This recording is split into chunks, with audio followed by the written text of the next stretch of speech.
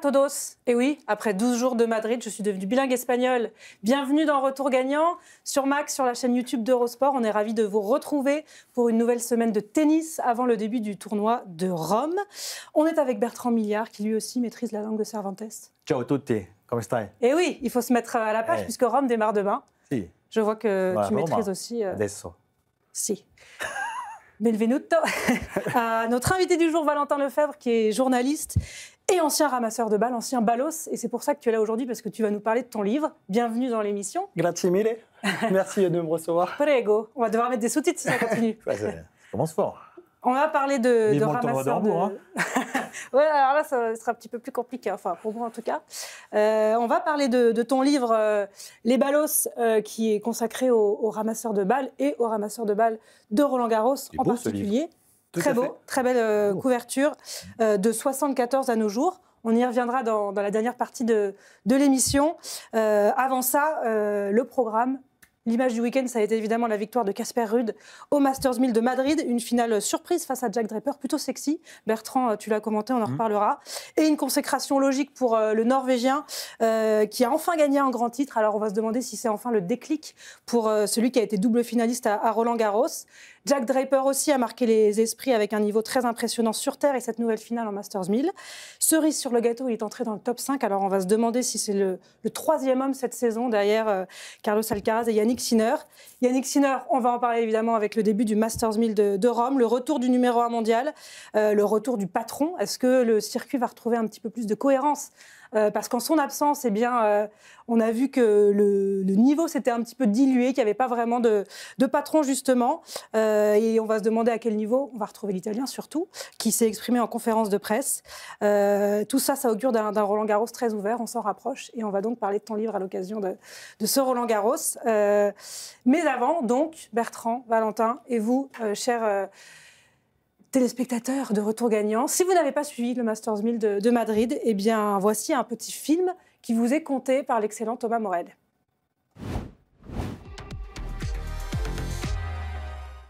Unfortunately, at the lack of no electricity, we cannot remove this camera. We lost completely the power, so the system stopped, everything stopped for now. Un sourire coûte moins cher que l'électricité, mais donne, paraît-il, plus de lumière. Casper Ruud et Jack Draper ne diront pas le contraire.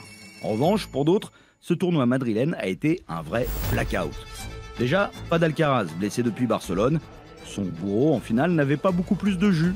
Un court-circuit au quadriceps a contraint le Danois à l'abandon dès sa première sortie. Novak Djokovic connaît, lui, une vraie panne de courant. Nouvelle défaite d'entrée pour le Serbe, 6-3, 6-4 comme à Monte-Carlo, face à un Matteo Arnaldi, lui, survolté. Le Joker a d'ores et déjà déclaré forfait pour Rome, et sauf improbable changement de calendrier, il arrivera à Roland-Garros sans le moindre succès sur terre pour la toute première fois de sa carrière. Zverev, lui, pensait avoir retrouvé la lumière à Munich. Elle s'est éteinte en 8e face à sa bête noire sur terre, Francisco Cerundolo. Quant aux Français, c'est encore moins bien, dis donc. Même pas un tricolore au-delà du 3e tour. Arthur Fils menait pourtant 5-1 face à Comesana avant l'extinction des feux. Mon fils est élu forfait, Mpetshi Perika reste de son côté sur 5 défaites et 17 perdus de rang. Le 3e tour d'Alexandre Müller ne sauve pas ce maigre bilan. Non, ce tournoi pour nos Frenchies est raté. Idem pour Roublev qui a disjoncté contre Bublik. Andrei, sur courant alternatif, a comme souvent pété les plombs. Battu 6-4, 0-6, 6-4, le Russe va quitter le top 10 pour la première fois depuis 2022, dégringolant même au 17e rang ce lundi, son pire classement depuis plus de 5 ans. Oui, le tennis a changé. Mohamed, remember when tennis was easy, huh? Like 5 years ago, it was super easy to play tennis, huh? Tough is that? Redescendu 19e, lui, Tsitsipas, pas non plus. 3e tour seulement aussi pour le grec, malgré quelques coups de toréador. Oh la vache!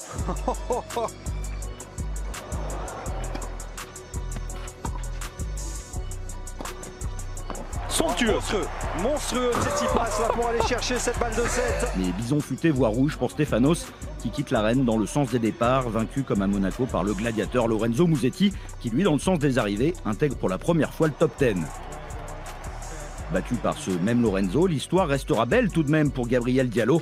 Le Canadien, le key loser, est allé jusqu'en quart de finale, s'offrant notamment en 8e son premier top 20 en carrière en sauvant 3 balles de match contre Dimitrov, s'il vous plaît. Reste à parler de nos 2 finalistes. Jack Draper, titré à Indian Wells, n'avait jusqu'à ce tournoi pas les mêmes facilités sur terre que sur dur. 10 succès seulement en carrière sur la surface, on ne faisait pas vraiment du Britannique un favori au titre. Oui, mais Jacques et le haricot magique n'arrêtent pas de grimper en ce moment. 5 succès en 2-7 pour le futur top 5 mondial, et contre des références en plus, Riexpour, Berrettini, Paul, Arnaldi, puis Musetti. Et en finale, Draper affrontait un autre client pour la première fois, Casper Ruud. Le double finaliste à Roland qualifié lui aussi en finale sans perdre le moindre set. Après un rude début de saison, le fantôme norvégien a repris vie à Madrid, à l'image de sa finale. D'abord malmené par un Draper intraitable, Casper a su changer son fusible d'épaule pour aller chipper la première manche. Mais Draper ramène ce match sous haute tension en 3-7 avec quelques coups de foudre. Il est partout. Il est partout. Oh, c'est magnifique. C'est splendide. Quelle bagarre. Mais une bagarre qui consomme et finalement Draper termine un genou à terre.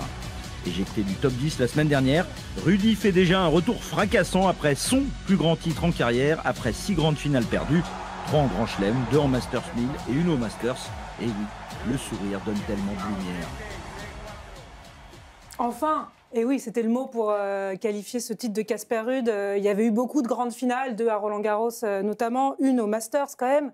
On attendait ce grand titre. C'est logique, Bertrand, qu'il soit allé le chercher, Casper Ruud, et d'autant plus sur terre battue, qui est sa surface. Oui, si on est adepte de grandes malédictions dans le sport, comme Frédéric Verdier, moi-même, j'aime bien aussi. On aime bien. Magnifiques. Ouais, on aime bien quand les malédictions comme ça perdurent. Mais on aime bien Casper Ruud parce que c'est quand même quelqu'un de très sympa, de très pro, de très intelligent et de méritant. Donc il méritait. Et on pensait bien qu'il allait finir par l'avoir, ce titre, a priori sur terre battue. C'est chose faite. Alors il profite aussi effectivement d'un moment un peu particulier. Sinner n'est pas là, Alcaraz n'a pas joué ce tournoi parce qu'il était un peu blessé. Oui, mais il faut le faire. Non, bien sûr, Profiter. Djokovic n'était pas là. Il profite en fait, on en parlera plus tard, mais un peu cette anarchie actuelle du tennis masculin. Et il a gagné en méritant totalement ce titre. Je trouve qu'il a été le meilleur cette semaine. Ça ne s'est pas joué à grand-chose avec Draper. Finale, en tout cas, vraiment, qui était la finale de ce tournoi, tout à fait normal. Les 2 meilleurs joueurs, chacun à sa partie de tableau. Et ils se sont livrés une très belle bataille. Ruud a été un tout petit peu mieux, je pense, sur le plan physique dans le 3e set, ce qui lui permet de gagner. Ce sera d'ailleurs l'une des interrogations, on en reparlera tout à l'heure, de Draper, mais pour la suite, sur cette surface, le physique, parce que c'est exigeant. Et là, on est au meilleur des 3, mais il y aura des matchs après, Roland-Garros au meilleur des 5, et ce sera encore plus dur. Mais Casper Ruud, il a justement cette caisse physique, il a la science du jeu sur terre battue, il a ce lift qui fait mal aux adversaires. Il a un revers qui était très solide et plus solide que celui de Musetti, évidemment, au tour précédent face à Draper. Il sert de mieux en mieux également, donc il s'est amélioré un peu partout. Et puis il a eu le petit plus, il en a parlé dans cette semaine-là, après un début de saison difficile parce que un peu en difficulté sur le plan mental, l'envie était un peu partie. Encore une fois, un joueur qui exprime ses problèmes sur le plan psychologique, du fait de voyager beaucoup, de jamais être à la maison, etc. Il a vu un psy, il en a parlé. Et ça l'a débloqué assez rapidement. Oui, s'il a l'adresse, le meilleur psy du monde. Mais parfois, c'est des choses simples. Peut-être qu'il est encore en cours de thérapie, mais que il a déjà débloqué des choses. Et en tout cas, il a retrouvé la joie de jouer. Et quand il se réveille, maintenant, il a le sourire à nouveau, qu'il n'avait plus.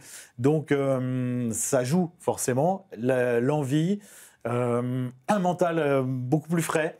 Et donc, un Ruud qui retrouve sur terre battue son meilleur niveau. Qui arrive à un moment où il n'est pas bien, parce qu'il était retombé à la 15e place mondiale, ça faisait 4 ans. Il venait de sortir du top 10. Alors, on se disait, oui, il va continuer peut-être à perdre, parce qu'il a perdu beaucoup de points. Mais finalement, une semaine, il est retombé à 15, et là, il remonte à 7. Donc, ça va vite. Oui, ça va vite. C'est une victoire qui tombe plutôt à pic pour Casper Ruud, parce que justement, il vient de redescendre, il était redescendu à la 17e place mondiale. Là, il remonte rapidement dans le top 10, donc propulsé à la 7e place. C'est de bon augure avant Roland-Garros. Et comme Bertrand l'a très bien évoqué, il a très bien joué sur ce tournoi. Il a retrouvé un très bon service. Son lift, il est de nouveau efficace. Si on voit le deuxième rebond, ça termine quasiment systématiquement derrière la ligne de fond de service. Donc ça, c'est un très bon point pour Casper Ruud. Et en plus, j'ai envie de dire que il met fin à une anomalie. Une anomalie sur terre battue parce que Casper Ruud, c'est quand même 13 titres avec ce Madrid. Et sur les 13 titres, donc ce Master 1000, c'est 12 sur terre battue, un dur. Donc il met fin à cette disette sur les grands tournois, entre guillemets, Master 1000 et Grand Chelem. Et c'est totalement mérité. En plus, je pense que ça va être l'un des favoris pour Roland Garros. Oui, justement, c'était la question. Est-ce que, parce qu'il a fait 2 finales quand même, Casper Ruud à Roland Garros, une autre à l'US Open, forcément, avec cette victoire en Masters 1000 à Madrid, même si ce n'est pas exactement les mêmes conditions, il va se replacer comme favori. Alors là, on n'a pas vu Alcaraz, on n'a pas vu Sinner sur ce Madrid, bien sûr. On aura quelques éléments cette semaine, enfin cette douzaine. Mais là, il redevient un joueur très dangereux, parce qu'on l'a vu. Pour le coup, son jeu de terrien fait mal à des joueurs moins expérimentés sur cette surface comme Draper. Il sera un des favoris, c'est sûr. Peut-être pas le favori, parce qu'on va voir comment on va se présenter Alcaraz à Rome et à Roland-Garros. Mais on ne peut pas occulter le tenant du titre qui est vraiment à l'aise aussi sur cette surface. Mais il va être un des favoris. Alors, on l'a évoqué avec Nicolas Escudé au cours de la finale. Ce titre-là peut débloquer des choses. Évidemment, quand vous bloquez depuis un moment sur les grands titres, que ce soit en Grand Chelem ou en Masters 1000, forcément, on n'arrive peut-être pas en grande confiance ou en confiance suffisante sur les grands chelems. Là, il va arriver en ayant gagné un Masters 1000. Je ne sais pas s'il va enchaîner à Rome ou s'il va faire l'impasse. En tout cas, ça peut débloquer des choses dans sa tête, c'est sûr, se dire maintenant, oui, je sais que je peux gagner ce genre de tournoi. Par rapport à la surface, pour lui, ça ne change pas grand-chose parce que jouer au niveau de la mer, ça lui va très bien sur terre battue, que ce soit à Roland-Garros ou à Rome, ça lui va très bien. C'était plutôt pour un Draper, on en parlera là encore plus tard, mais il y a des joueurs pour qui Madrid est plus favorable parce que le rebond est plus haut, parce que ça va plus vite, parce que c'est en altitude. Pour Casper Ruud, ça ne changera rien, j'ai envie de dire même, limite, c'est peut-être meilleur pour lui encore de revenir au niveau de la mer. Oui, parce que c'est un joueur très complet. De toute façon, on l'a dit, il a fait aussi une finale à l'US, donc il est capable de jouer sur toutes les surfaces. Nicolas Escudé, t'en as parlé, Bertrand. On a isolé un extrait de l'émission de dimanche Eurosport Tennis Club, justement où il parle de Casper Ruud.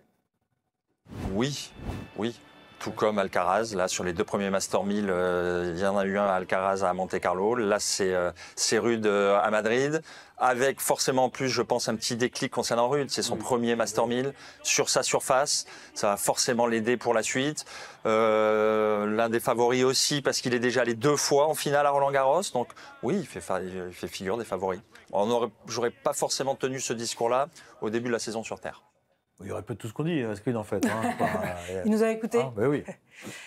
Alors, il va être un des favoris forcément donc à Roland-Garros. Il a déjà fait 2 finales.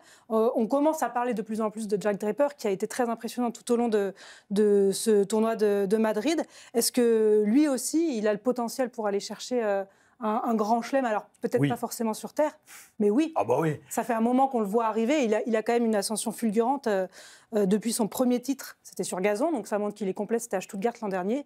Et là, il a fait titre à Indian Wells, finale à Madrid. Il va vite et fort, Jack Draper. Il va très vite, un grand chelem. J'en suis certain qu'il va gagner un grand chelem ou plus. Ce qu'il fallait qu'il améliore, c'était son jeu défensif, son physique pour tenir longtemps dans les matchs. Il n'avait pas réellement confiance là-dedans, comme il l'a expliqué avant le début de la saison, et donc il pensait qu'il était limité, c'est-à-dire qu'il n'allait pas pouvoir gagner un grand titre. Sauf qu'en Australie, il est arrivé pas tout à fait au point, et malgré ça, il a gagné des matchs en 5-7 à plusieurs reprises, et il s'est prouvé à lui-même qu'il pouvait le faire. Et je crois que ça lui a donné, enfin c'est même pas je crois, c'est lui qui l'a dit, ça lui a donné une nouvelle confiance, la confiance dans le fait qu'il pouvait y arriver. Et ça, c'est hyper important au tennis. Après, au niveau tennistique, il est monstrueux. C'est un rouleau compresseur. Les jours où il est bien, il est injouable. On l'a vu dans ce tournoi. Arnaldi, exceptionnel. Il a mis aussi 2-2. Je ne sais plus à qui j'avais commenté le match. À Tommy Paul. Ouais. Alors, Tommy Paul, évidemment, ce n'est pas du tout sa surface, mais c'était quand même impressionnant. Et il a surtout un jeu adaptable à toute surface. Il a, sur terre battue, une balle qui passe nettement au-dessus du filet. Il a beaucoup de lift. Il repousse beaucoup l'adversaire. Bon, il a un très bon service, ça marche aussi sur toute surface, c'est peut-être plus efficace sur dur, mais on a quand même vu que c'était quand même efficace aussi, avec notamment son service de gaucher sur terre battue. Il défend de mieux en mieux, il tient de mieux en mieux l'échange, il a une main correcte, c'est pas évidemment encore un Alcaraz, mais il est capable de varier, de faire de l'amorti. Il va plus vite qu'avant vers l'avant et également en latéral. Donc il a gagné beaucoup sur ce plan-là, c'était très important. Je pense qu'il peut gagner partout. N'oublions pas aussi que Draper est anglais, qui va donc jouer un grand chelem à domicile, où il peut y avoir une très très chaude ambiance pour les Anglais, là, avec Tim Henman et Murray. Va bientôt avoir lui aussi, je pense, son Draper quelque chose. Lumberjack Draper. Et que Lumberjack veut dire en anglais bûcheron. Donc c'est un peu, ça lui va bien. Oui.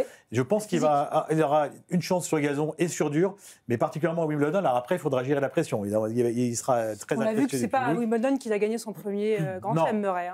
Non, c'est vrai que ce sera peut-être difficile. Mais en tout cas, moi, je le vois gagner un Grand Chelem parce qu'il a un gros mental. Quelque chose qui m'a frappé aussi, avant de laisser la parole à notre invité, il a montré à l'issue de cette finale une énorme déception. Pourtant, une finale sur terre battue, Ruud Draper à la base, Ruud est quand même favori. C'est un joueur qui a gagné 10 matchs sur terre battue seulement avant ce tournoi. 10 matchs. Il va en finale, il part 6-4 au troisième contre Ruud et il est effondré. Mais effondré, on a vu. Mais c'est de bon augure. C'est de très bon augure. Je pense qu'un joueur effondré quand il perd une finale alors qu'il n'est pas favori et que c'est pas à sa surface, ça veut dire qu'il a de grandes ambitions. Et je pense qu'il va gagner, peut-être pas cette année et encore, mais il gagnera assez rapidement en Grand Chelem. On se demande si c'est le troisième homme cette saison. Pourquoi ? Parce que c'est le numéro 2 à la race. Il a fait son entrée dans le top 5 mondial. En plus, il a peu de points à défendre là, entre Rome, où il avait fait deuxième tour, Roland, où il avait été éliminé au premier tour, Wimbledon, deuxième tour. On voit là le classement ATP à la race, donc, c'est-à-dire lissé sur cette saison depuis le début. Donc c'est Carlos Alcaraz qui le domine et Draper est juste derrière.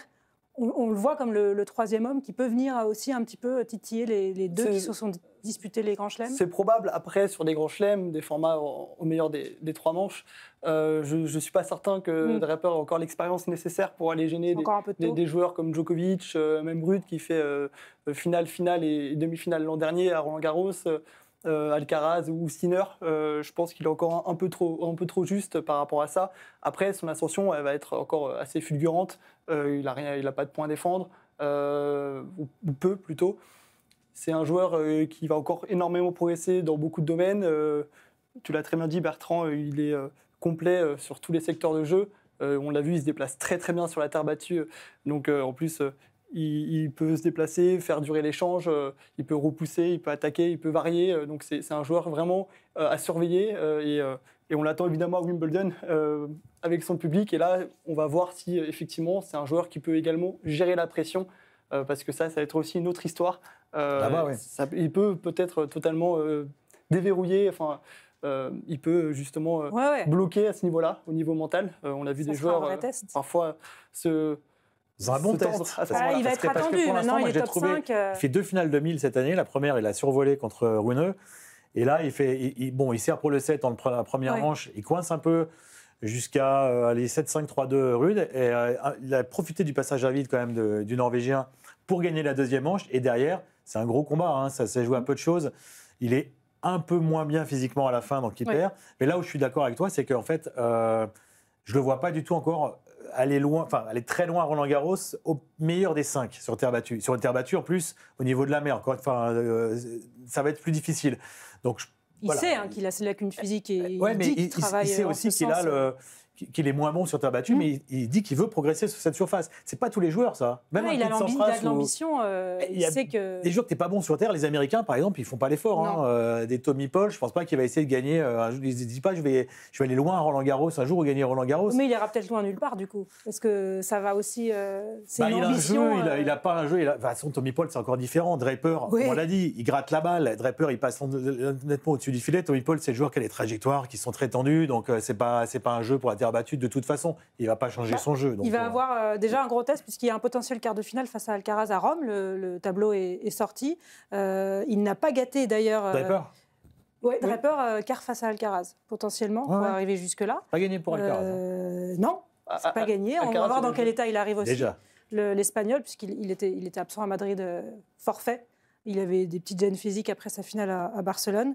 On attend aussi évidemment Yannick Sinner, qui n'a pas été gâté au niveau du tirage. Premier tour face à son compatriote et espoir du tennis italien, Sinner, ou contre Navone. C'est pas non plus... Sinner. Ça ressemble à Sinner. Puis Davidovich Fokina, peut-être ensuite au troisième tour, Tiafoe Cerundolo en huitième, et puis ce quart, donc peut-être face à Casper Ruud, ou Shelton ou Berrettini si ça coince pour le Norvégien. Donc voilà, il retrouvera potentiellement Alcaraz ou Draper ou Zverev en finale. Il y a Musetti aussi qui est dans cette partie de tableau-là. En tout cas, on l'attend beaucoup. Yannick Sinner, il fait son retour après 3 mois sans compétition. C'est la grande interrogation, son niveau. Il s'est entraîné évidemment pendant ces 3 mois de suspension. Il n'avait pas le droit de s'entraîner dans des tournois officiels, mais évidemment qu'il a continué à taper la balle, mais ça ne remplace pas de la compétition. Donc il y a quand même des interrogations sur le niveau auquel il va arriver. Nous avons un pilote de drone ici, donc peut-être pour aller espionner un petit peu les entraînements de Yannick Sinner. Il s'est entraîné avec Draper. J'aurais beaucoup aimé, mais je n'avais pas pu. C'est dommage, on aurait eu des infos de qualité, parce que là, c'est un peu difficile effectivement de savoir à quel niveau il va reprendre. Ce dont on est sûr, c'est qu'il a bossé comme il faut. C'est quand même un énorme professionnel, un très grand professionnel. Donc ça, c'est sûr qu'il a... Mais rien ne remplace la compétition, comme on le dit. Donc c'est vrai que 3 mois sans compétition, c'est quand même long. Le tableau, tu en as parlé, Anne, il n'est pas simple du tout. Donc il va falloir gérer. En plus, c'est quand même... Il revient sur sa, entre guillemets, moins bonne surface, même s'il fait quand même 2000 l'année dernière à Roland-Garros et qu'il mène un set à break contre Alcaraz. Mais donc c'est très difficile, je trouve, de répondre à cette question, de savoir quel va être son niveau. L'implication, alors ce qui est certain, comme l'a dit aussi Nicolas Escudé, c'est que la fraîcheur mentale va être là. Ça, c'est par rapport aux autres, il va être peut-être beaucoup plus frais mentalement. Il n'a pas joué, il a fin de match, alors que certains parfois tirent déjà un peu la langue. Et s'il a l'occasion de passer 1 ou 2 tours, il va redevenir très vite très dangereux. Parce que le rythme de la compétition va revenir. Ce qui va lui manquer, c'est le rythme et les matchs, tout simplement, la compétition en elle-même. Rien ne remplace la compétition. Un entraînement, même s'il est très bon, l'entraînement, c'est pas tout à fait pareil. On l'a vu avec Djokovic. On l'a vu avec Djokovic aussi, c'est vrai, qui apparemment, notamment à Monaco, tapait très bien la balle à l'entraînement. Oui. Donc voilà, la réponse, on l'aura uniquement sur le terrain.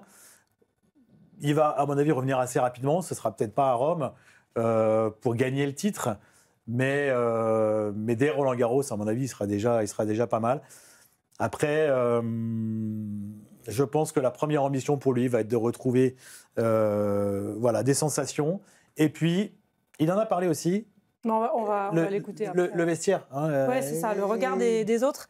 Il a dit que c'était pas facile de vivre avec ça, qu'il sentait cette suspicion et que lui-même, du coup, s'isolait un petit peu. C'est déjà un sport quand même individuel qui parfois isole. S'il est innocent, ce que moi je pense personnellement, c'est très dur. C'est très dur d'avoir un regard suspicieux quand on n'a rien fait. Oui, on a vu que ça posait des problèmes aussi à Iga Swiatek. On va l'écouter, l'Italien qui était en conférence de presse en amont de ce Masters 1000 de Rome, donc, où il fait son retour. Ma sicuramente la cosa più bella è di entrare in un campo di nuovo, vedere la gente, il tifo e tutte quelle robe lì. Nell'altra parte poi c'è pressione, c'è magari anche qualche dubbio, che è giusto che sia così, no? Di vedere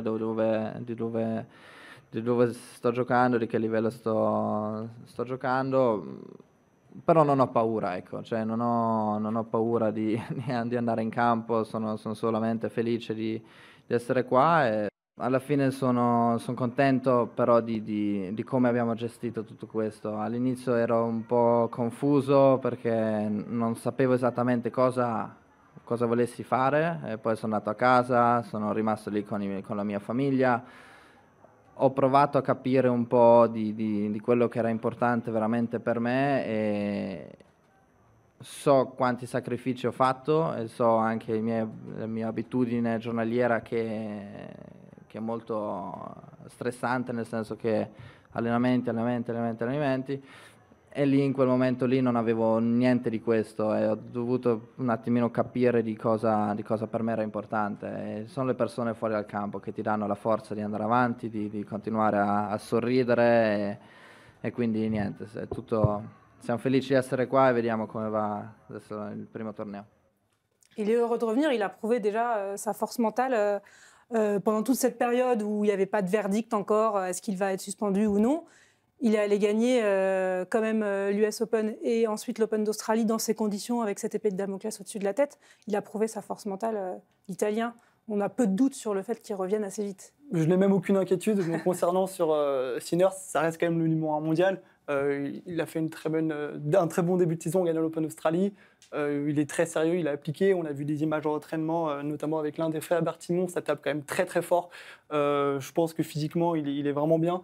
La question, c'est effectivement plus mentalement, avec toute cette histoire qui doit énormément le peser. Donc notamment avec le regard des autres dans le vestiaire.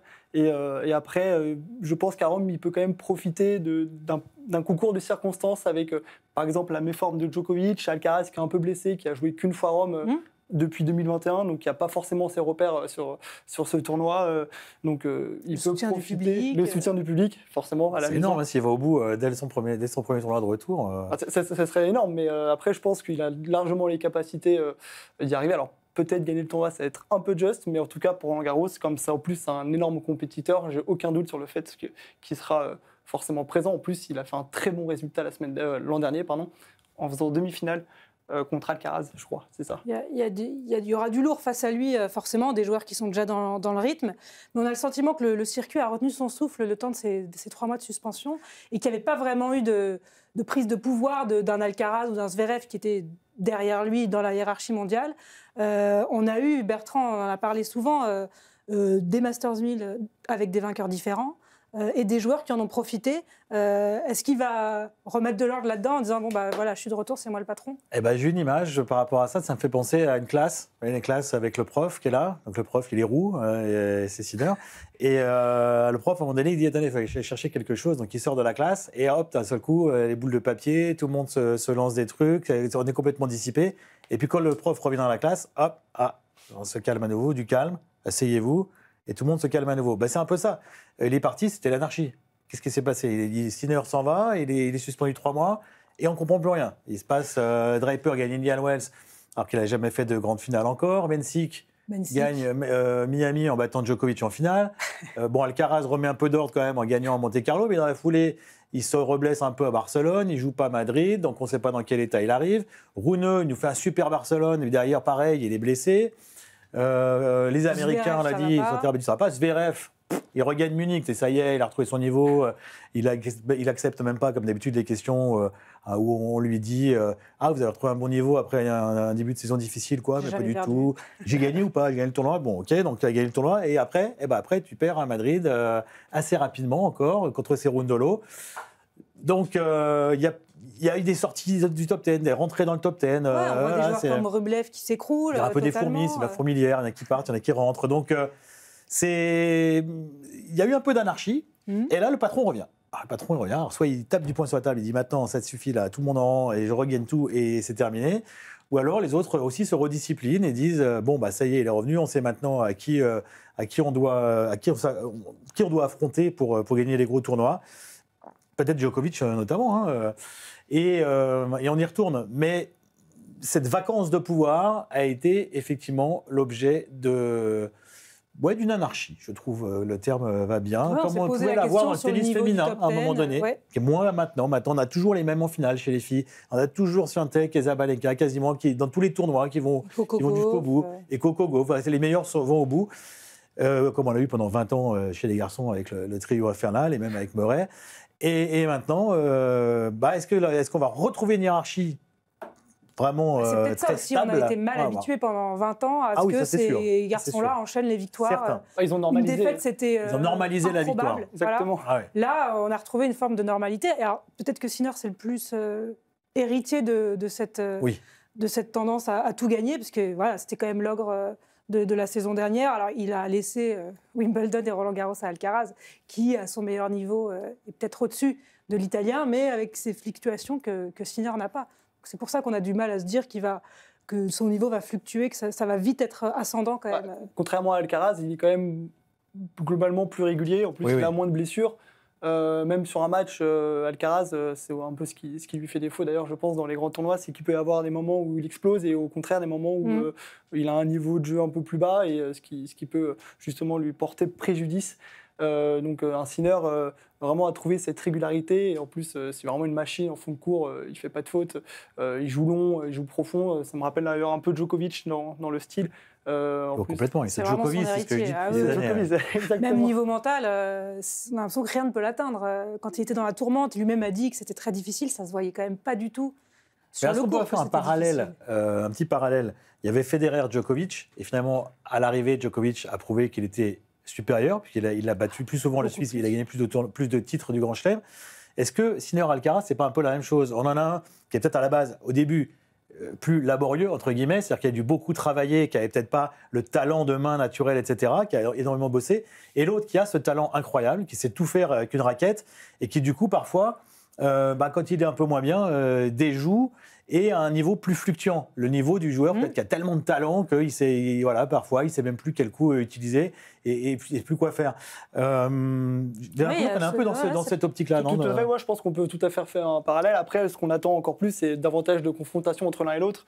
Ce qu'on aimerait voir, c'est quand même des matchs en peut-être que ça lui a entre les manqué deux. aussi, Alcaraz, de ne pas avoir Sinner Non, à ses côtés, parce c'est que très possible. comme ça a été le cas avec les 3, 4, si on compte Murray, il y avait de l'émulation, ils se poussaient les uns les autres vers le haut, et sans Sinner, Alcaraz a... C'est très possible. À toute génération, il y a eu ça. Quand Björn Borg a pris sa retraite au début des années 80, John McEnroe était effondré et est allé le voir. Il lui a dit, il faut que tu continues. Parce que si tu continues pas, moi je perds ma motivation. Mais c'est incroyable. Après, il y a eu Lendl comme autre grand rival. Mais c'est dire à quel point ces rivalités, elles sont importantes. Effectivement, elles nourrissent les joueurs. Elle est déjà bien installée en plus entre Alcaraz et Sinner. Ils se sont déjà joués plus d'une dizaine de fois. Ils ont eu des matchs incroyables déjà. Des matchs incroyables. Effectivement, notamment Indian Wells il y a quelques années. À l'US Open, Pékin l'an dernier.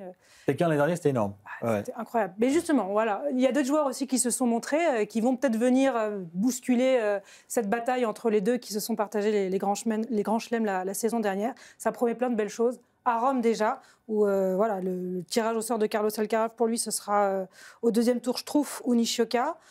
Puis Mikkelsen, Géré ou Etcheverry. Alors Etcheverry... ça va.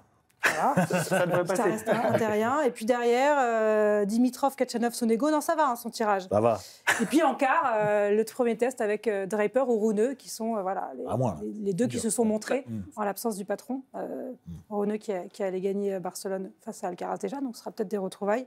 En tout cas, on va suivre tout ça pendant 12 jours sur Eurosport. Ça commence demain. Et sur Max. Et sur Max, évidemment, en intégralité, ce tournoi de Rome. Et après Rome, et bien évidemment, il y a Roland Garros. Et Roland Garros, c'est aussi les ramasseurs de balles. Tu as été ramasseur de balles, Valentin. Il y a 10 ans, quasiment jour pour jour. En 2015, j'ai été ramasseur de balles. Et j'ai ainsi pu réaliser mon rêve en ramassant mon idole, Rafael Nadal. Alors, on a une petite photo, c'est ta photo de profil sur X. Si, on l'a vu. Tu as bien choisi en plus la télévision sur laquelle tu regardais tes matchs de Roland Garros, parce que c'est une capture écran d'Eurosport. À l'époque, mes parents, mes proches, tout le monde s'est précipité pour prendre la photo avec le téléphone. Et depuis, c'est ma photo et j'espère pas la changer. Alors ça, c'est la photo de ton livre. Donc, les ballos, c'est comme ça qu'on appelle les ramasseurs de balles depuis toujours ou ça, non, pas depuis toujours. C'est un surnom qui a été trouvé durant les années 2000, c'est le surnom des ramasseurs de balles qu'on appelle donc les ballos. D'accord. Et maintenant, c'est une communauté, la communauté des ballos. Dans ce livre, tu as choisi de recueillir les témoignages d'anciens ramasseurs de balles de 1974 à nos jours. Alors pourquoi tu as démarré en 1974 ?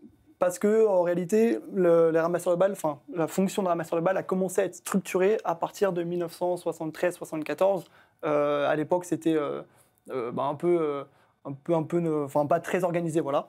Et à partir de 1974, il y a eu une vraie structure avec des gestes, des règles à appliquer, une équipe, des rotations. Et donc, c'est là que la fonction de ramasseur de balles s'est professionnalisée sur les terrains de Roland Garros. Un peu comme le tennis d'ailleurs, parce que c'est 1974, c'est la première victoire de Björn Borg, qui est quand même un peu le début de l'ère moderne du tennis.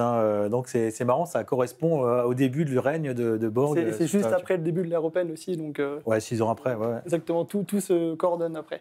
Alors, ils ont bonne réputation, les ramasseurs, les ramasseuses de balles. Alors, à Roland-Garros, le public est friand des images qu'on va ressortir chaque année de celui qui va faire un vol plané, celui qui va aller jouer avec le joueur pendant un temps mort médical, qui lui laisse sa raquette.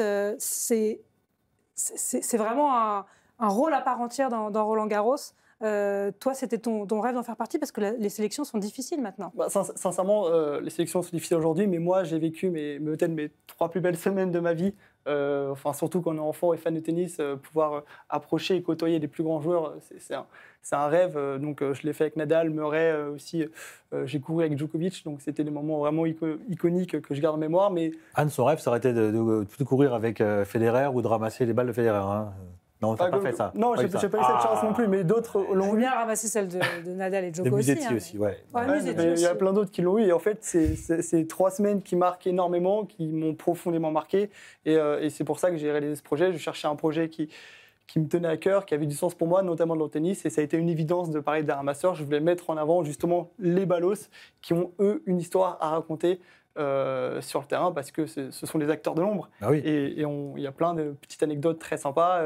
Je pense notamment à une anecdote avec McEnroe qui casse sa raquette. Il y a un ramasseur qui récupère sa raquette et qui décide de rentrer avec au vestiaire des ramasseurs. Et un spectateur l'interpelle et lui propose 500 francs pour récupérer la raquette de McEnroe. Et le ramasseur, il refuse les 500 francs. Il décide de lui donner la raquette directement. Ah bon? Quelle intégrité. Il l'a gardé. Très belle intégrité, mais aujourd'hui, cette raquette, je pense qu'elle doit valoir une fortune. Ah bah oui, ça c'est sûr. Non, mais, on parlera des anecdotes. Moi, je trouve que c'est une super idée déjà ce bouquin. C'est merci une super beaucoup. idée. Et alors, est-ce qu'on va en savoir un peu plus? Parce que on veut savoir un peu sur les joueurs sympas et ceux qui sont moins sympas là. Il y a des témoignages en ce sens. Il y a des témoignages en ce sens. Après, on va balancer ici. Coria, on balance, on va toujours balancer de toute façon. Pas sympa, Coria. On m'a pas dit tous les joueurs qui sont pas sympas. Après, j'ai surtout mis en avant les joueurs qui étaient plutôt sympathiques et il y en a où on peut être surpris de sympathiques. C'est vrai. Mais il y a beaucoup de choses dans ce livre. J'ai lu. Arnaud Clément, odieux Arnaud Clément avec les ramasseurs. On m'a rien dit. Il le dit lui-même maintenant. Non, mais il y a des histoires incroyables. Par exemple, il y a Maria, 48 ans, qui raconte qu'elle a croisé Jennifer Capriati pendant le tournoi, qu'elle a échangé avec elle. Elle lui a donné son adresse postale, Jennifer Capriati, et elles ont eu une relation épistolaire pendant 6 mois. Elles se sont envoyé des lettres, ça c'est incroyable. Tout à fait, ce serait irréalisable aujourd'hui. C'est ça, on voit l'évolution aussi des... Épistolaire, ce serait irréalisable, mais peut-être sur WhatsApp ou Instagram, non? Non, peut-être, mais aussi... Même de pouvoir approcher les joueurs comme ça, les joueuses, c'est pas évident. C'est aussi ce qu'on peut constater, et on peut aussi voir l'évolution du tournoi de Roland-Garros et des ramasseurs avec les joueurs. À l'époque, les ramasseurs étaient beaucoup plus proches des joueurs. Les ramasseurs mangeaient dans le même restaurant que les joueurs. Aujourd'hui, les restaurants ils sont distincts, les joueurs sont dans leur bulle, les ramasseurs de leur côté. À l'époque, ils pouvaient échanger, ils pouvaient créer même parfois des relations, comme justement Maria Salvetti avec Jennifer Capriati. Donc, on peut également voir l'évolution et c'est ça qui est très sympa aussi. C'est très intéressant parce que ce que tu dis, parce que les joueurs sont trop dans leur bulle aujourd'hui, je pense. Ils sont dans une espèce de ouate permanente, que ce soit en Grand Chelem ou avec l'ATP aussi. Non, mais c'est vrai, ils sont totalement surprotégés. En Australie, à une époque. Ça leur ferait peut-être du bien de... Nous, journalistes, on partageait un jardin, c'est le jardin le jardin de la presse et des joueurs. C'est vrai que je faisais les interviews, donc on côtoyait les joueurs. Et au bout de quelques années, ils ont dit non, les joueurs, ils veulent être complètement séparés. Donc le jardin, vous êtes gentils, vous allez le laisser aux joueurs, et puis on n'avait plus rien, mais peu importe. Mais on les a coupés du monde en Australie, alors qu'ils étaient quand même encore relativement proches de la presse, du reste des gens qui travaillaient sur le tournoi. Et ça, c'est typique, effectivement. Ils étaient plus proches des ramasseurs. Aujourd'hui, les joueurs sont complètement coupés du monde. Et ça en fait des êtres qui, parfois, ont du mal à vivre aussi sur le plan mental, les choses. Parce que quand on est complètement tout le temps dans son monde, avec des gens qui vous séparent de tout le reste, c'est un peu trop, je pense. C'était bien qu'ils puissent parler avec les ramasseurs avant. Ah, tout à fait. Après... Il y a une anecdote où c'est Inastas qui va aller demander... un ramasseur, où est-ce que je sers? Il est un peu en difficulté dans un match. Et il lui indique une zone. Il sert sur cette zone, il gagne le point, il va le remercier. Bon, il dit que c'était peut-être aussi pour déstabiliser l'adversaire, mais... Nick Kyrgios l'a refait, ça. Ouais, justement, il y a un héritage aussi. Il y a les premiers qui sont allés donner leur raquette à des ramasseurs. Ça donne des super moments de télé. On va revoir les images, d'ailleurs, d'un match mythique. C'était à l'Open d'Australie en 2003, entre Andy Roddick et Younes El-Enaoui. Le score est de 19-19, puisque à l'époque, il n'y a pas de tie-break. Et ils sont épuisés. Roddick laisse sa raquette à un ramasseur. C'est El-Enaoui qui doit servir. Et quand il s'apprête à servir, il lève les yeux. Il voit que c'est le ramasseur de balle en face. Et il dit « Ok, moi aussi ». Il donne sa raquette au ramasseur. Ça, c'est des images dingues. Et aujourd'hui, on le voit de plus en plus. Il y a un héritage aussi qui se transmet. Heureusement, ça fait vraiment du bien de voir ces images. Ça fait plaisir aux ramasseurs. Il faut quand même rappeler qu'aujourd'hui, alors c'est pas pour critiquer tout le corps arbitral, mais aujourd'hui les arbitres sont remplacés par la vidéo. malheureusement, ou heureusement, ça dépend pour certains. Tu peux dire malheureusement, hein, c'est ton Pour moi, avis, c'est malheureusement, ouais. je suis aussi arbitre, donc c'est aussi Ah ouais. malheureusement. Mais aujourd'hui, une fonction qui n'est jamais remise en cause sur un terrain, c'est les ramasseurs de balles. Ils sont C'est vraiment vrai. indispensables et ils sont à part entière, ils font partie du tournoi professionnel. Et c'est pour ça que c'est aussi très important pour moi de les mettre en avant, en plus d'avoir été ramasseur. J'en ai vu une autre avec Nastase où il. De triche. Que il est dos et il est lobé, il est dos au filet et donc la balle qu'il doit jouer en vrai elle s'échappe et il en sort une autre de sa poche, il la lance et il la joue en fait et il gagne le point. Mais ça c'est quoi, c'est le ramasseur qui l'a vu et qui l'a dit à l'arbitre, c'est ça? Non, c'est Non. Nastase Non, qui non, l'a il dit à a l'arbitre. Ah ouais, il a avoué. Parce que personne ne l'avait vu, l'arbitre ne l'avait pas vu, et donc le ramasseur, il ne sait pas trop quoi faire. Et en fait, il n'a pas besoin de se poser la question, puisque Heureusement. Nastase va avouer sa tricherie. Nastase, d'après mes témoignages, est un joueur qui a été beaucoup apprécié par les ramasseurs, Ah un ouais. joueur qui faisait beaucoup de pitreries, Oui. mais qui était aussi très proche des ramasseurs. Et c'est vrai que il y a beaucoup de bienveillance envers Nastase qui, justement, pouvait parfois faire quelques bêtises sur le terrain, mais après, il avouait ses méfaits. Parce qu'il y a de la pression aussi, les ramasseurs sont notés, et si on fait un moins bon match, bah, on ne retrouvera peut-être pas le central sur lequel on était. L'objectif, c'est aussi de ramasser les finales, femmes et hommes. Il y a des coups bas parfois entre ramasseurs où ça peut arriver, il y a eu des anecdotes dans ce sens, parce qu'il y a de l'ambition aussi. Il y a peu d'élus qui vont aller ramasser la finale. Alors des coups bas, j'ai jamais connu ça et j'ai pas entendu d'anecdotes en ce sens, mais en vrai, il y a une vraie compétition interne. Ça, par contre, donc il y a de la pression, quoi. il y a de la Ils pression. sont pas là juste pour le décorum.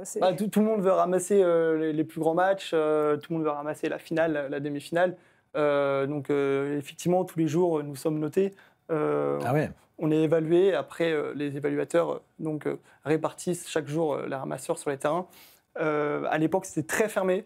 Aujourd'hui, ils ouvrent de plus en plus et ils essayent malgré tout d'essayer de donner la chance à tout le monde pour qu'ils puissent ramasser au moins une fois sur un gros cours, que ce soit sur le Suzanne, que ce soit sur le Châtrier. Enfin, il y a plus de rotation. Il y a plus de rotation, ouais. Et toi, tu es monté jusqu'à quel niveau? Parce que tu dis, on a envie d'aller ramasser la finale, etc. Tu es allé jusqu'à quel stade? Alors moi j'ai pu ramasser sur le Châtrier donc une fois, Nadal et Murray notamment, mais aussi Aki chez les femmes. Donc ça c'était un très beau souvenir. Après j'ai fait qu'une fois le central, j'ai jamais fait le Suzanne et j'ai surtout beaucoup ramassé sur le 1, l'ancien cours et l'ancien vestiaire des ramasseurs. Ouais.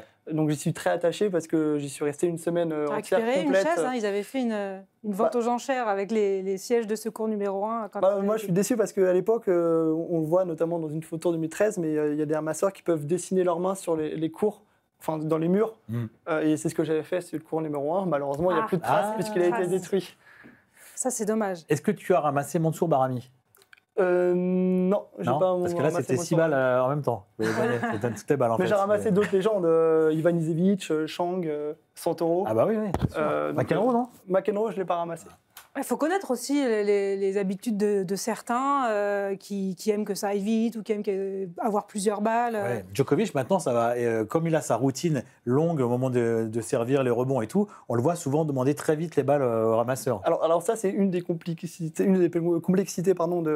des ramasseurs, c'est qu'on doit aussi parfois connaître toutes les habitudes des joueurs et parfois aussi les remarquer. Et après, on découvre aussi beaucoup d'habitudes des joueurs qu'on ne connaît pas forcément, notamment Nadal.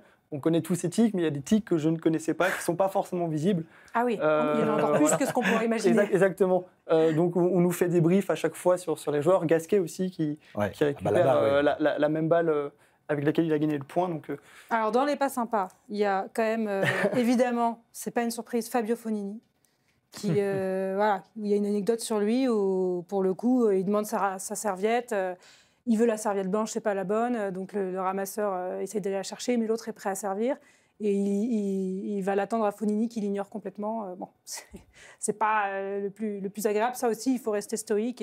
Toujours, il y a des joueurs qui peuvent, avec la pression, pas forcément paraître très sympathiques. Oui, il y en a qui s'en excusent d'ailleurs après. Il y en a qui sont même pas très agréables. Après, on n'a pas le choix, il faut faire avec. Mais ça peut parfois aussi changer le regard qu'on a sur un joueur. Qui dit merci au ramasseur? Est-ce qu'il y en a des joueurs qui disent merci systématiquement? Alors, mon fils dit beaucoup merci. Silic, Murray, Nadal dit souvent merci aussi. Michael Chang. C'est pas les moins bons, hein? Non. Non, ça, il n'y a pas de règle, hein, pour le coup. Après, je ne les connais pas tous parce qu'il y en a que j'ai pas ramassé. J'ai pas ramassé Federer, j'ai pas eu cette chance. Il y a une histoire avec Federer qui est rigolote et qui montre justement... Qui lui-même a été ramasseur de balles à Bâle. hein. Tout à fait. Mais oui. Il y a une histoire où justement qui montre cette importance des ramasseurs de balles et il y a même eu donc ça c'est l'anecdote de Ken Zadel qui a écrit Allez Roger sur la terre battue pour passer un petit peu le temps. Un photographe a immortalisé. Tout à fait. Elle n'avait pas le droit, hein, mais bon, elle s'est pas fait taper sur les doigts, j'ai l'impression après. Le photographe a pris la photo de ce Allez Roger. Roger en a eu connaissance, il lui a envoyé après un petit paquet avec un t-shirt dédicacé de ce match-là. Et il y a un compte Twitter à l'époque qui est né sur La Ramasseuse. Et c'est devenu, voilà, ça a fait le buzz un peu sur les réseaux sociaux. Ça, c'est le buzz dans le bon sens. Après, elle l'a recroisé sur d'autres tournois. Il l'a reconnu. Il la reconnaît, donc ça, c'est quand même sympa. Ils ont créé une belle relation, donc c'est sympa. Donc c'est possible, malgré tout, après... Encore aujourd'hui. Encore aujourd'hui, de créer des relations, mais c'est quand même un peu plus compliqué. J'ai une question aussi. Quelle est la limite d'âge à Roland-Garros, par exemple, pour être ramasseur? C'est entre 11 et 16 ans. Alors, entre 11 et 16 ans. C'est pas le cas partout. Alors, c'est pas le cas partout. Et c'est vrai que parfois, on est surpris aux États-Unis, à l'US Open notamment, de voir des adultes ramasser et même des adultes qui sont parfois beaucoup plus âgés que les joueurs. Oui, bah c'est les règles en fonction des tournois, j'imagine, en fonction aussi des fédérations. Nous, en France, à Roland-Garros, c'est entre 11 et 16 ans, excepté pendant les Jeux Olympiques. Ils ont demandé à des ramasseurs de 16 ans et plus de revenir. Ils ont demandé à des anciens, c'est ce que tu racontes. On a eu des anciens qui sont revenus pendant les Jeux Olympiques et qui ont pu, 10 ans après, de nouveau ramasser les balles. Et ça, c'était très sympa. J'ai pas eu cette chance, mais je sais que beaucoup ont eu l'occasion de le faire et ils ont vraiment adoré revivre cette expérience une nouvelle fois. Ouais, c'est bien. Et pour les juges de ligne, il y en aura quand même encore à Roland-Garros cette année. Oui. Roland-Garros résiste, là, c'est Astérix. Là. Bien sûr. C'est le village gaulois qui garde les juges de ligne, c'est pas le cas ailleurs. On a un petit jeu pour finir, puisque tu connais toutes ces anecdotes. On va te proposer 5 anecdotes, il y en a des vraies, il y en a des fausses. Elles ne sont pas issues de ton livre, sinon c'est trop facile. Bah non, trop facile. Il y en a qui sont inventées, il y en a qui sont vraies, peut-être qu'il y en a que tu connais d'ailleurs. La première, c'est en 95. Tim Henman est exclu de Wimbledon parce qu'il, lors d'un match de double, au 4e set de son match, il prend un retour gagnant qu'il n'arrive pas à renvoyer. Et donc, il passe ses nerfs sur une balle qui heurte de plein fouet la tête d'une ramasseuse de balles, qui raconte « Je ne me sentais pas si mal que ça, j'avais 16 ans, j'avais pas envie de perdre la face, on m'a mis un sac de glace, mais on m'a pas demandé mon avis. Moi, je criais « Mais non, ne le disqualifiez pas, ne le disqualifiez pas ». Et c'était trop tard. Alors, j'ai pas connaissance de toutes les anecdotes, mais je pense que c'est vrai. Eh oui, c'est vrai. On a la photo d'ailleurs, parce que Tim Henman ensuite a été appelé pour un photocall où il a remis un bouquet de fleurs à la ramasseuse pour s'excuser. Elle devait être bien gênée parce que bon, c'était un match de double et c'était pas... Je me souviens très bien de cette image parce qu'on l'avait vu effectivement tourner en boucle. C'est quand même Henman dans son tournoi à domicile. Oui. Rappelons que ses parents, quand même, son père est membre du All England, etc. Donc ça affiche un petit peu mal pour un garçon très bien élevé par ailleurs en plus. Donc il n'avait pas fait exprès, mais c'était très surprenant de voir ce joueur-là hyper fair play être disqualifié pour avoir heurté avec une balle une ramasseuse de balles. Ouais. Ouais, bah on a vu Djokovic plus tard, c'était pas une ramasseuse de balles, mais c'était une juge de ligne. Bon, ça, c'était vrai. Lors d'un match, un ramasseur de balles a exécuté une course si rapide et si fluide pour attraper une balle qu'il a reçu une standing ovation du public et un clin d'œil approbateur de Federer lui-même. Certains ont même suggéré qu'il courait plus vite que d'autres joueurs du tournoi. Moi, je pense que elle est fausse, celle-ci. Elle est fausse, mais elle pourrait ressembler à une vraie, parce que pour le coup... Pour le coup, parfois, il y a du jeu aussi du public avec certains ramasseurs, certaines ramasseuses. Toujours, notamment quand on rattrape une balle très rapidement. D'ailleurs, c'est un petit jeu entre les ramasseurs, le catch. Il y a un concours entre nous de celui qui rattrape la balle la plus rapide au service. Et très souvent, très discrètement, on se fait des petits clins d'œil, des petits jeux de regard autour quand on voit le kilométrage sur le panneau d'affichage. Et pour te dire, ça, déjà, c'est donc le cas en France, mais en Australie, où le cricket est le sport numéro 1, un ramasseur qui rate un catch, il peut se faire siffler par le public, et les autres aussi. Enfin, c'est la honte si tu rates un catch dans un pays où le cricket est sport numéro 1. Alors, autre anecdote, un ramasseur est arrivé un jour sur le court avec 2 chaussures gauches, empruntées à la hâte à quelqu'un après une erreur de sac. Il a tenu tout un match comme ça, en courant un peu de travers, sans jamais ralentir. Personne ne s'est aperçu de rien, sauf un photographe qui a zoomé sur ses pieds pendant un changement de côté. Je pense qu'elle est vraie, celle-ci. Eh ben non, elle est fausse. Ah, on peut en inventer des ressemblances. On a inventé des belles, hein. Ouais, 2 sur 3, c'est déjà pas mal. Alors ensuite, on a parlé de l'accessibilité des joueurs pour les ramasseurs. Le Canadien Greg Rutetski a lui trouvé l'amour sur un court de tennis. Lui et sa femme se sont rencontrés lors d'un tournoi junior où il participait et elle était ramasseuse. Ils avaient 18 et 15 à l'époque. Ils se sont ensuite mariés. Ils ont deux enfants ensemble. J'ai envie de croire aux histoires d'amour, donc on va dire vrai. C'est vrai. Sans faute pour l'instant. Ouais. On va quand même préciser l'âge des protagonistes. Parce que, 18 pour voilà. Greg Rutetski et 15 ans pour sa femme Lucie. Voilà, c'est la photo. Ils sont toujours ensemble aujourd'hui. C'est quand même beau. Voilà. C'est pas Moscarella. C'est une belle histoire. C'est une belle histoire et donc c'est une anecdote vraie. Incroyable ça. Hein. Et pour finir, puisque tu as parlé de l'âge, Bertrand, des ramasseurs de balles, au début des années 2000, Stan Bretner est devenu à 64 ans le plus vieux ramasseur de balles du circuit. Los Angeles, Miami, même le BNP Paribas Open l'ont accueilli sans discrimination. Les autres ramasseurs n'étaient pas très à l'aise avec moi au début. Certains pensaient que j'étais un genre d'espion ou quelque chose dans le genre. Et Guillermo Coria m'a dit un jour en plein match, « Tu ressembles à mon grand-père ». J'ai envie de tenter vrai encore une fois. Ouais, c'est vrai. Eh oui. Coria étant un méchant, ça peut être que vrai. C'est pas sympa de dire à quelqu'un de 64 ans, tu ressembles à mon grand-père. Ouais, mais c'est Guillermo Coria, quoi. Bah, pas mal, franchement. Qui venait probablement de carotter un point juste avant. Tout de suite. Ah bah, c'était un spécialiste quand même. Hein. Tu demandais à tous les joueurs qui l'ont affronté. Lui, il français. n'avait pas sa tricherie, par contre, pas comme Elina Stade. Non, moins honnête. Carlos Moya, qui était loyal, a été beaucoup trop gentil contre Coria à Roland-Garros en 99.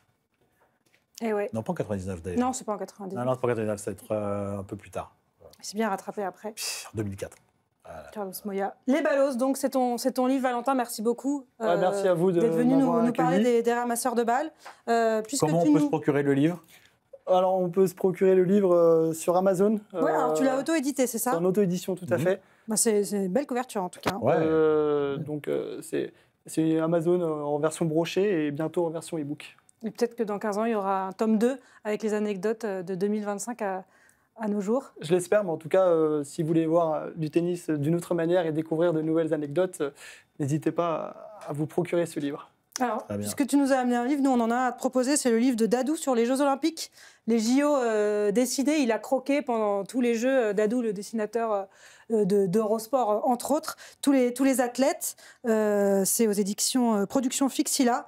Et donc, il y a évidemment du tennis. Alors, désolé pour toi qui es fan de Nadal, il a perdu au premier tour face à Novak Djokovic. Il n'y a aucun problème. On te montrera, voilà, ça c'est un des dessins, mais avec les reflets, c'est pas terrible. Et il y a évidemment la victoire du Joker, champion olympique à Paris.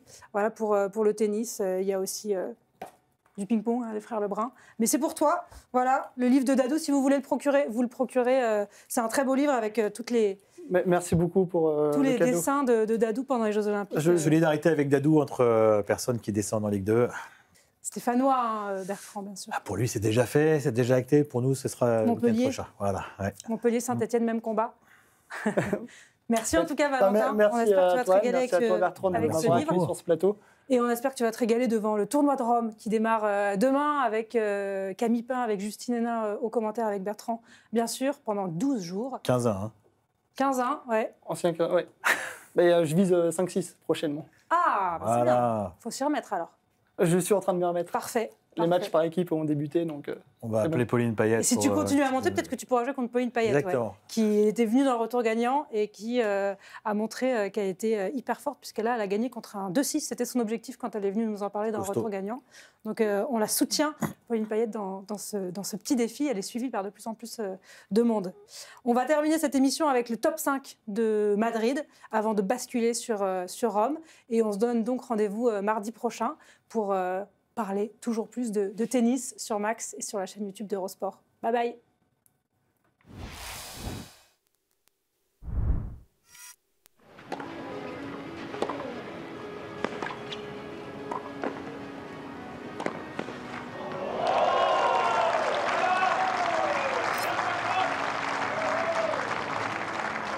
Ventaja Corner.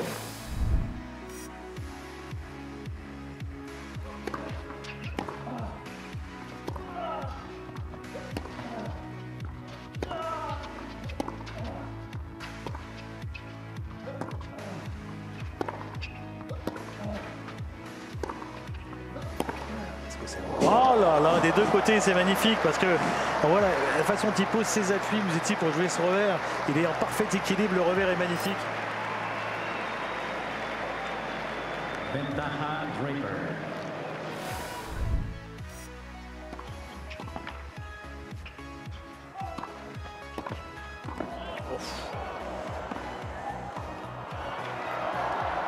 Incroyable. C'est incroyable. Oh, c'est incroyable. Fou, c'est fou. Et Arnaldi va réussir à breaker sur ce point. Les deux derniers points, on a vraiment l'impression que Novak Djokovic doit les gagner. Et c'est Arnaldi qui à chaque fois s'arrache pour aller les gagner. Et breaker l'Italien qui fait le break juste avant le changement de balle. 6-3, 4-3. Service à suivre. Il fait un match exceptionnel pour l'instant. Et il faudra le faire évidemment jusqu'au bout. Parce que face à lui, il y a le plus grand joueur de l'histoire.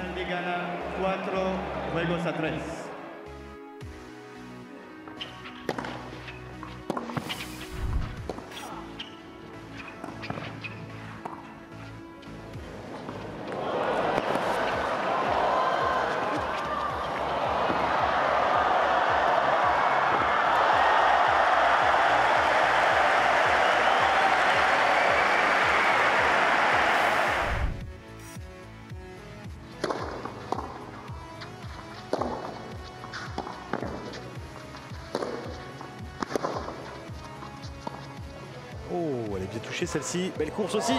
Quelle remise de la part de Dimitrov. Ah, c'est incroyable. Il a le dernier mot. C'est le point du match. Ce sera un des points du tournoi aussi. Exceptionnel. Diallo pour revenir à 5-4 et récupérer une chance encore de revenir. Sinon, c'était presque fini.